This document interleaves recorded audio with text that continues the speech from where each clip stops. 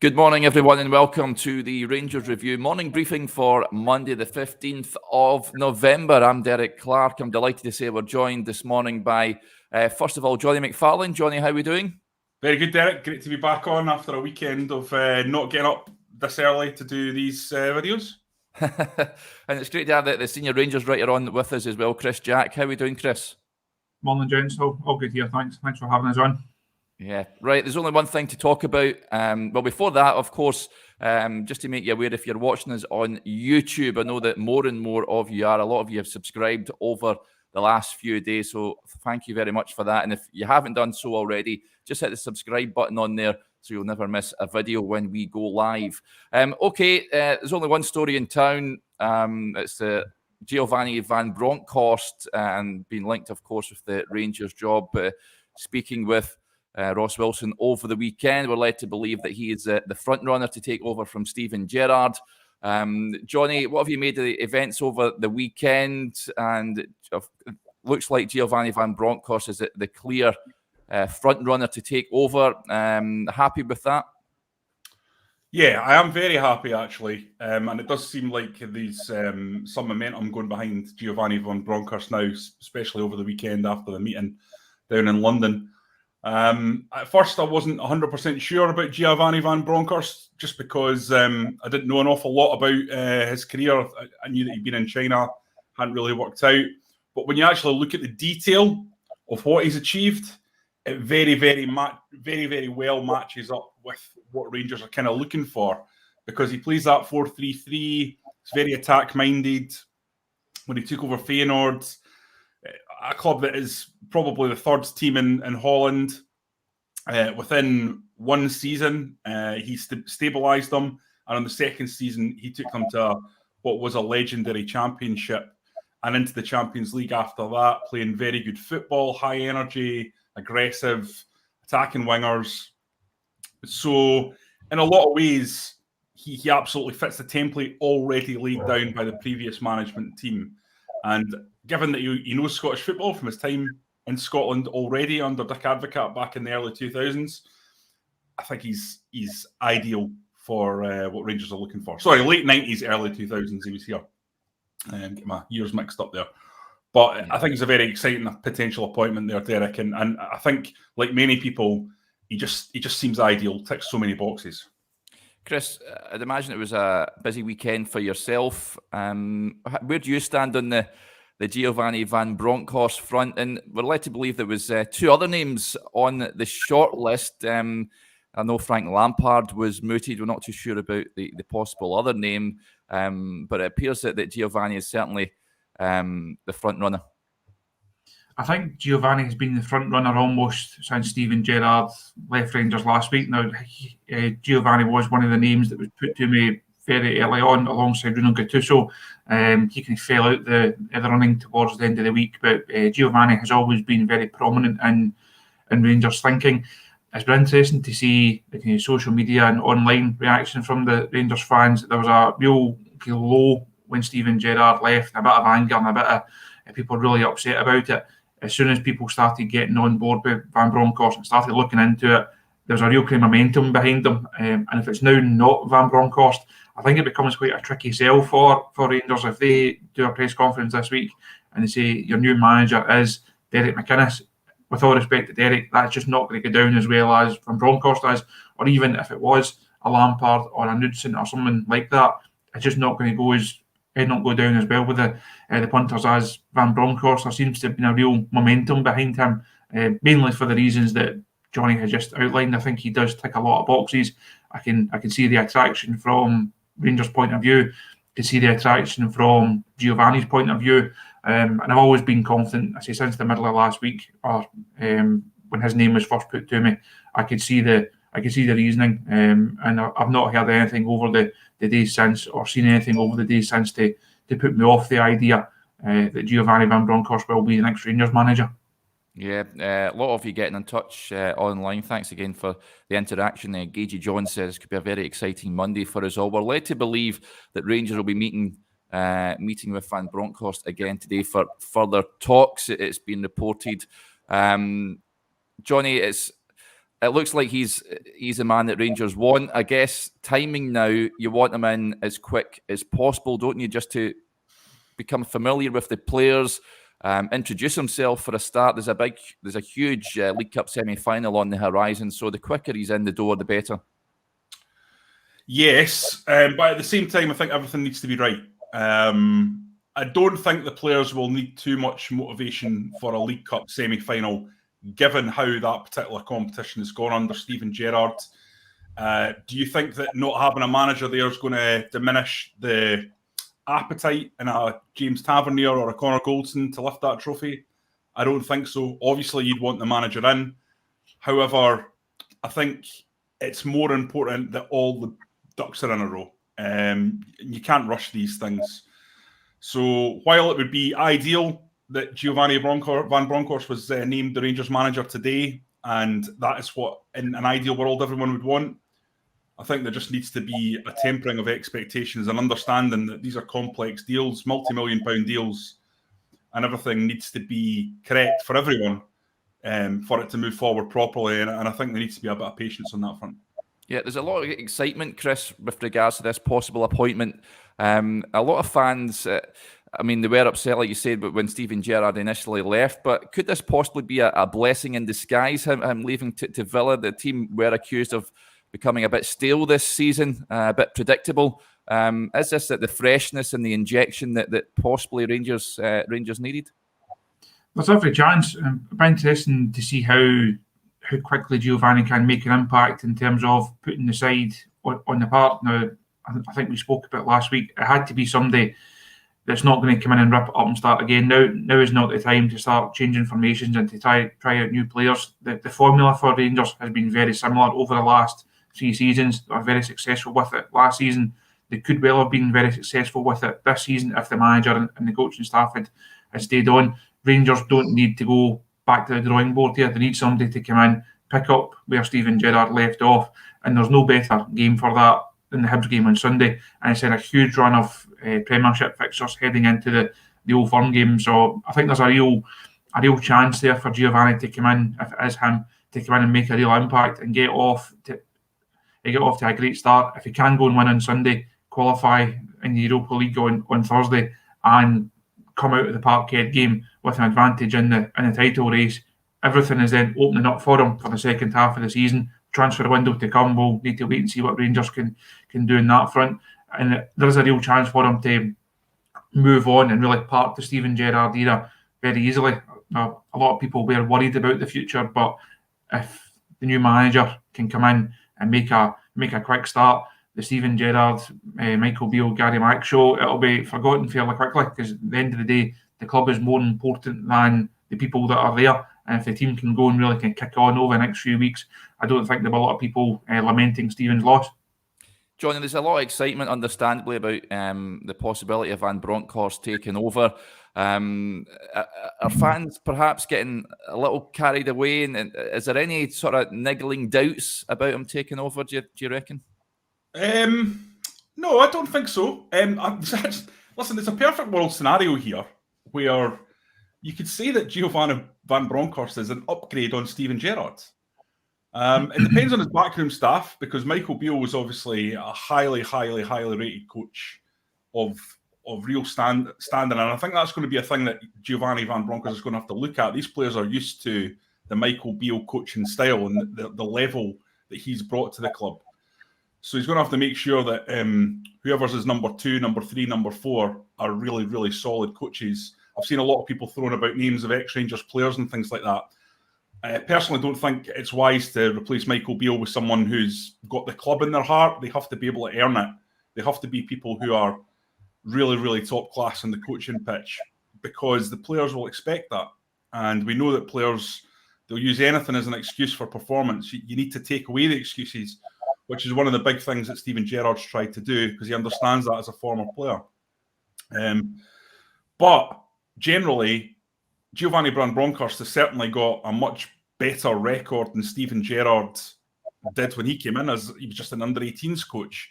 Giovanni van Bronckhorst has arguably had an even better career than Steven Gerrard, having won Champions League and got to the World. Obviously, Steven Gerrard did that, but he got to the World Cup final as well. What was an invincible Arsenal win in the Premier League.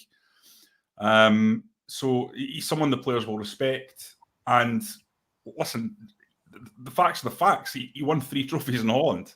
Steven Gerrard's won 1 trophy in his time in Scotland. It was a big one, but it was just the one. There's no doubt in my mind that Rangers were showing slight signs of atrophy, slight signs of coming off the boil a little bit, slight signs of maybe just lacking the same level of, I don't know what the word would even be for it, the same level of intensity, certainly, that they showed last season. Perhaps Giovanni van Bronckhorst coming in is exactly what this club needs to electrify it towards 56. That's the best case scenario, but I don't think it's an unrealistic one. Yeah. A lot of comments coming in with regards to a possible number 2. You touched on, Jonny. It has to be someone of the intellect of Michael Beale. Can't just be someone with Rangers in their hearts.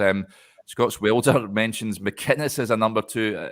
Could be a route to heal wounds. I'm not too sure if that's a route that Rangers would go down, Chris. But there has been murmurings of a Scottish coach coming in to assist Giovanni. Any names that sort of ring true with you would like to see come in as his backroom staff?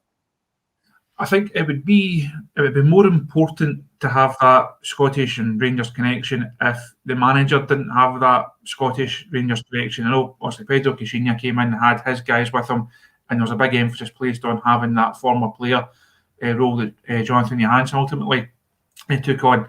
Pedro came in and didn't know anything about Rangers or Scottish football. Giovanni does. He's not going to be surprised with a Wednesday night in McDermott Park. He's not going to be surprised over the next few weeks going to Livingston and Pittodrie and Hibs and Hearts and going to Parkhead. None of that is going to surprise him or faze him. And I think that would be a bigger need and a bigger requirement if he didn't have that knowledge. I know that a lot of fans have said, no, go and get Arthur Newman or go and get Michael Moles. Yes, these guys have great affinity with the club and great affinity with the support, but it'll be up to Giovanni to build a backroom team like Steven Gerrard did when he first came in, to complement his strengths, to fill in the weaknesses in his game. Now, Steven admitted that he didn't have the coaching expertise of Michael Beale. That's why Michael Beale was brought in. He couldn't do the set piece work that Tom Gulshaw did. That's why Tom Gulshaw was brought in. So it's up to Giovanni to look in the mirror and say, I know this about the club. I don't need somebody to tell me that. I'm perhaps not as strong in that area. I need somebody to help me with that. If they have a Rangers connection and he feels that would be advantageous, fine, by all means, go and bring in one of the Dutch contingent or someone that he played with here. I don't necessarily think it's that big a deal. As long as it's the right skill set and the right blend of skills and knowledge, I think that's more important for Rangers going forward. There's some names being bandied about here, Jonny. Barry Ferguson is one. Andy Redmond says, Gagey John says, Neil McCann. Would you like to see someone of that ilk come in to assist Giovanni? Well, 2 absolute legends of the club, first and foremost. Neil McCann, I really liked the way Dundee played under Neil McCann. I thought they knocked the ball about nicely. He's got a lot of passion. I think everybody who's got Rangers in their heart likes Neil McCann, just the way he speaks in terms of Rangers TV and how he carries himself. He's a guy with personality and someone I think who everyone respects.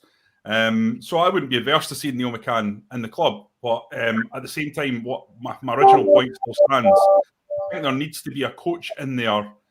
Whether that be Van Bronckhorst himself, I don't know if he's a training ground manager. That's not something I've sort of found out about him in terms of how he goes about his coaching. I know he's got 2 trusted coaches there that he's worked with in the past, including Jan Wouters, who of course worked for Rangers. So a lot will depend on that, but I do think Rangers need someone who is akin to Michael Beale in terms of his skill on the coaching field. I don't know if Neil McCann would bring that or not, but I wouldn't be averse to him being part of the team because he's such a smart guy and he knows and loves the club, and I think he would bring a lot. Barry Ferguson, I'm not sure about that so much. I think Barry's still trying to establishing himself in the sort of lower leagues. He did an okay job, I think, with Kelty Hearts, and now he's obviously at Alloa, and I think they're pushing to get back promoted. So I think he's still got a job to do there. I don't see that one being likely. I might be completely wrong with that, but I don't think that's a goer personally. Yeah. An interesting question from Paul Elliott here. He says, can you advise who actually is taking training? Any inclination with regards to that, Chris? Do you think Brian Gilmore might step up from the B team today, or who's going to take the training? Training, I would think today almost takes itself, because as I said earlier on, this team is very well structured. It's very well coached. I would think it's almost like, well, you can just take a bag of balls out and just almost get on with it, boys. I don't think they'll be doing, because it's not as if they can do that much preparation work heading into the Hibs game, because a manager will come in and have his own ideas. I think today is just very much a ticking over type day, obviously with Ross Wilson out of commission in terms of actually being at the training ground. I'd imagine it will be a Brian Gilmore type or a David McFarlane figure that may oversee it. But there's enough experienced guys in that squad that they can almost take care of themselves for a day or two. I don't think it's hugely important that Rangers have a defined coach, if you like, going in and taking a session. I'm sure they're good enough and old enough and wise enough to keep themselves ticking over for a couple of days until a manager gets there. Yeah, Jermaine Defoe's there obviously as well, 39 years old, been at the cutting edge of the Premier League, one of the top scorers in the history of the best league in the world. I don't think you're going to have too much problem putting on a training session for a couple of days with him around. So I agree with Chris. I don't think it's a worry in the slightest. Yeah, let's just park the manager chat for a moment, guys, because of course it's an international break, and Nathan Patterson and Fashion Sakala had terrific games over the weekend. Let's talk about Nathan Patterson first of all, scoring his first Scotland goal in absolute beauty, setting up the second as well. Chris, how pleased were you to see him notch that first goal? And I mean, I know he's not played much this season, but it didn't look like it playing for Scotland. He's such a special talent, isn't he?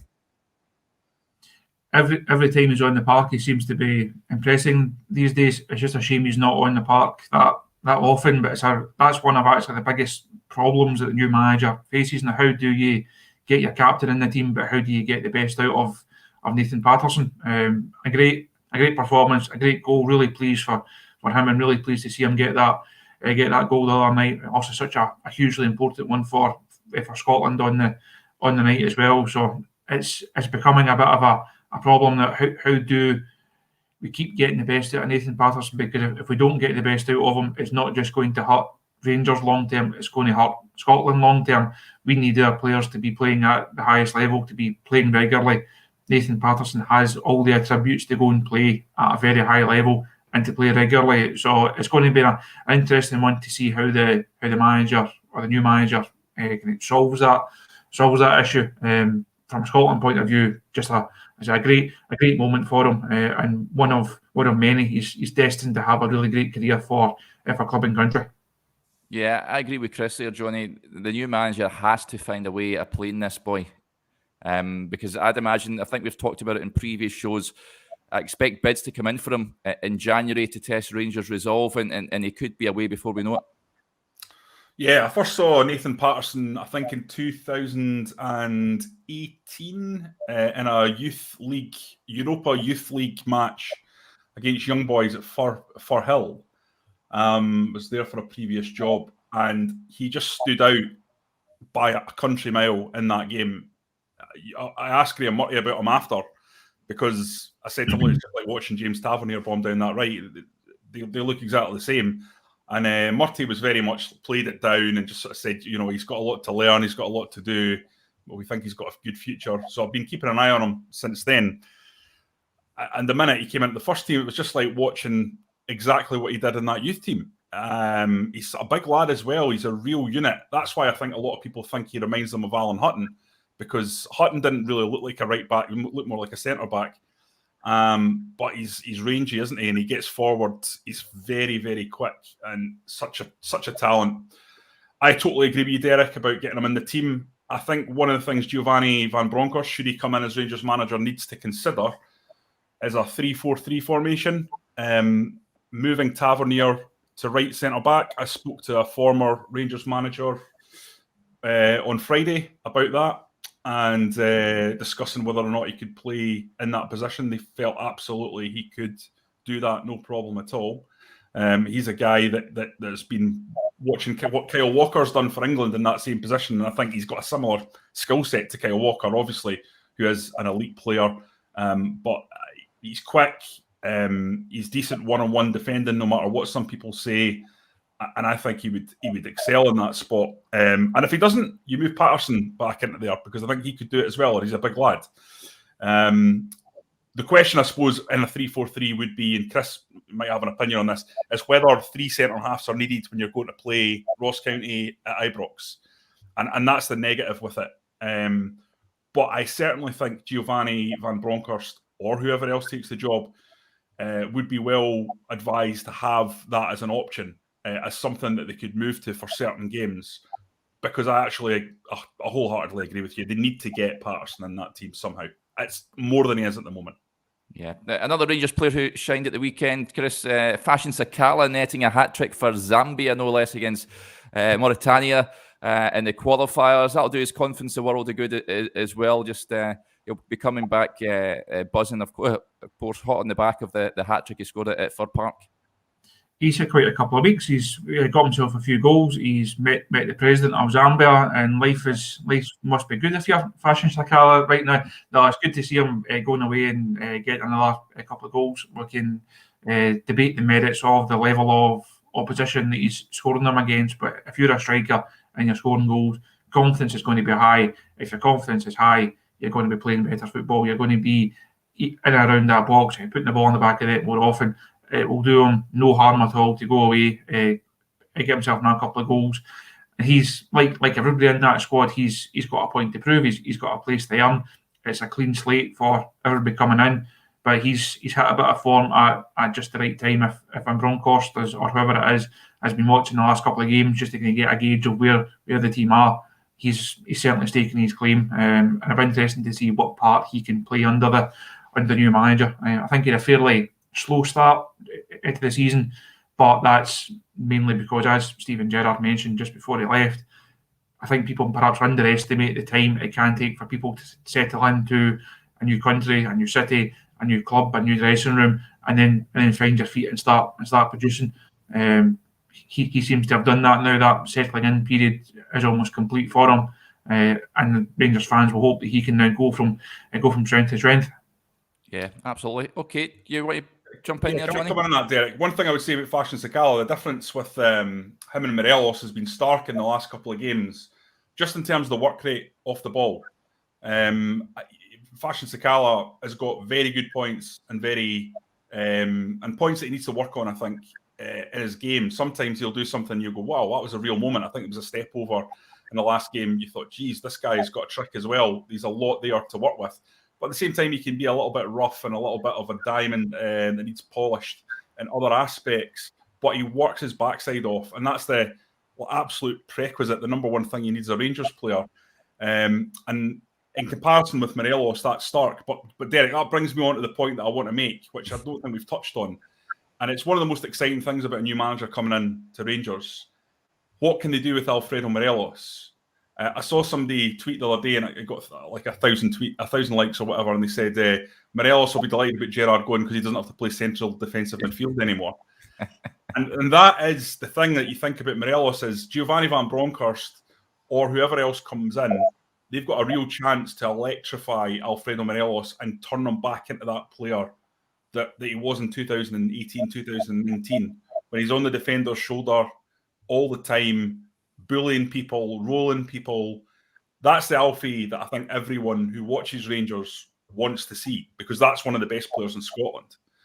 And I think that's a huge opportunity for whoever comes in. Yeah, most definitely. Okay, that'll do us here, gents. Thank you, Chris. Thank you, Jonny. Remember to subscribe now to the Rangers Review to support top quality journalism covering the club you love. Just £2.99 a month. We've got a fantastic article on there this morning from Gary Kermody on Billy Gilmore. And keep your eyes peeled on the website and our social media accounts for all the latest in the manager search. Okay, and we'll be back tomorrow for Tuesday's morning briefing. But until then, enjoy the rest of your Monday.